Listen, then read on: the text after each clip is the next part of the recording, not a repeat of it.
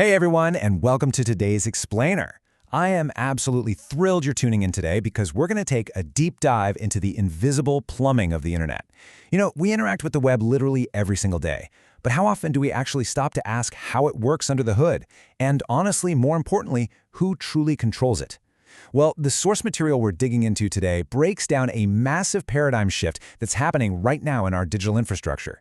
We are talking about a major move from an old, centralized directory system to a completely decentralized model. But before we get into all the tech, let me ask you a very direct question. When you pay for a domain name and you set up your digital storefront or your personal blog, do you actually own your website? Is it truly yours? Well, the harsh reality, and our source material is pretty blunt about this, is no. You do not own it. You're just renting it. Under the current global system, domain names are really just temporary leases. They're subject to incredibly strict terms, recurring fees, and the ultimate whim of a centralized hierarchy. I mean, think about it. Your entire digital brand could just vanish if you miss a single renewal email, or if you run afoul of some central authority's rules. It's wild. Okay, let's dive into this. To understand this whole evolution, we're going to hit 6 key areas today. The illusion of domain ownership, the ICANN monopoly, the Web4 LNS revolution, how this technology actually works, a quick comparison of DNS and LNS, and finally, what this all means for our sovereign digital future. Let's get right to it. Part 1. The illusion of domain ownership. So, for nearly 4 decades now, the traditional domain name system, or DNS, has been the absolute backbone of the web. It basically acts as a giant directory that translates human-readable addresses into machine-readable IP addresses. Whenever you type a URL into your browser, you kick off this complex, multi-step lookup procedure down a highly centralized tree. Your browser queries a resolver, which then queries one of just 13 root servers in the world, redirects to a top-level domain server like .com, and finally fetches the IP address from the authoritative server. Every single query funnels through these exact same choke points.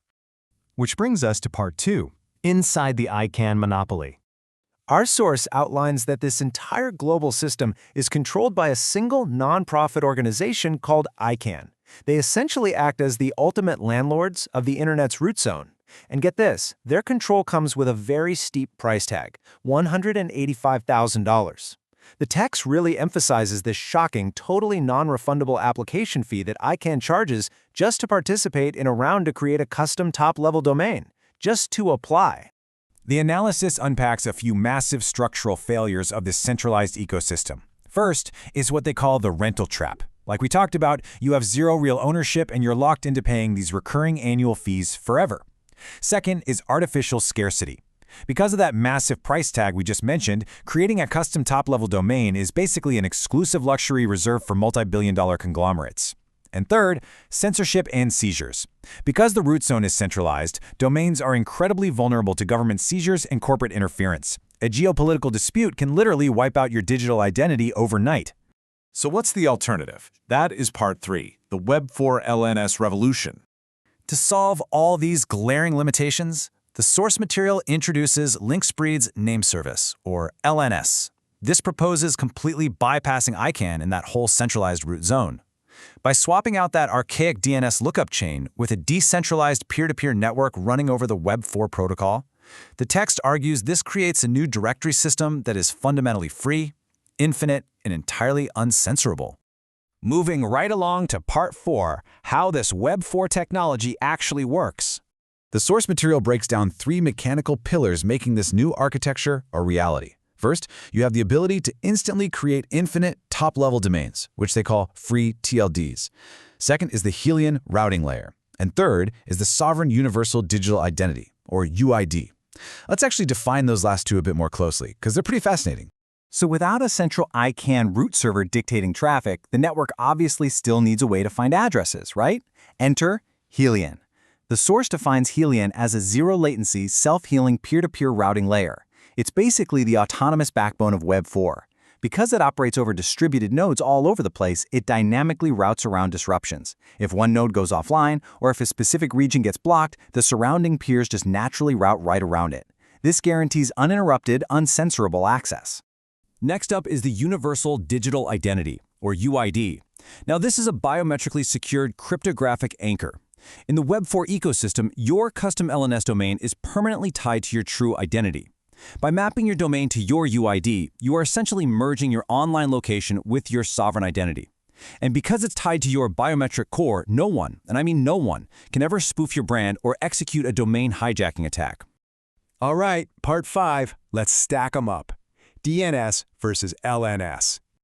The source material sets up this stark, feature-by-feature showdown between the legacy infrastructure and this new decentralized model, and it's honestly eye-opening. Traditional DNS runs on HTTP, while LNS runs natively on Web4. A top-level domain application under ICANN costs over $185,000, whereas on LNS, it's zero, free. Furthermore, the root governance shifts entirely from the centralized ICANN authority to the decentralized HELION network, which completely drops the censorship risk from high down to zero. Lifetime ownership for nothing. Another massive difference highlighted here is identity verification. Under the traditional DNS system, identity is tracked using WHOIS contact forms. We've all seen them, and they are incredibly easy to fake, prone to spam, and are highly susceptible to identity theft. In stark contrast, LNS uses that universal digital identity we just discussed, which is backed by ironclad biometric cryptography. So it replaces those easily manipulated Web2 forms with actual cryptographic proof of identity. And finally, part 6, the sovereign digital future. The source makes a really compelling argument that this shift isn't just some boring protocol upgrade, it's an actual declaration of digital independence with huge real-world impacts.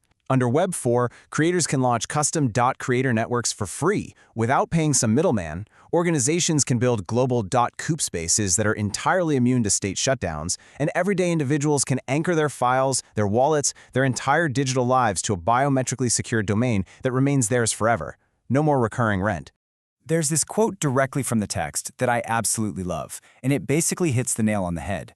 It says, "If you do not own the directory pointing to your digital home, you do not own your digital home."